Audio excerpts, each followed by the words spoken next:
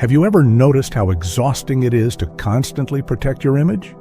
To look successful, confident, important. Many people live their entire lives driven by ego, yet quietly feel empty inside. The Buddha revealed a powerful truth. The more we try to build ourselves up in the eyes of others, the heavier and more restless the mind becomes. An ego-driven life looks strong on the outside, but inside it creates pressure, comparison, and fear of failure. The ego whispers, "I must be more, I must be admired, I must not fall behind."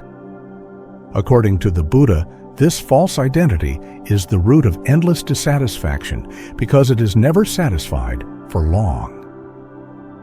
There is a famous story where a man insulted the Buddha publicly, expecting anger in return. The Buddha remained calm and asked, "If a gift is offered and not accepted, to whom does it belong?" The man stood silent. The Buddha showed that ego suffers because it accepts every insult, every comparison, every challenge as personal. The Buddha did not teach us to destroy the ego, but to see through it. When you observe the ego, it loses control.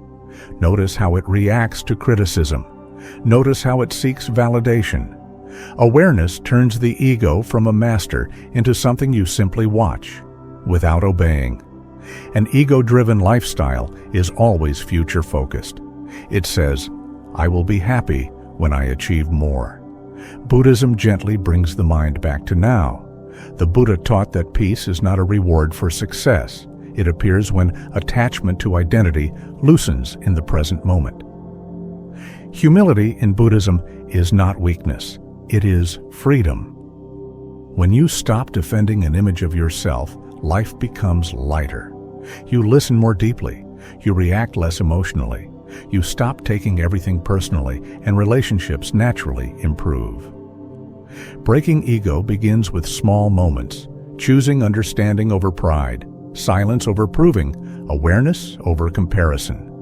Each time you act from presence instead of ego, the mind becomes calmer and more spacious. The Buddha taught that true power is not dominance over others, but mastery over the self.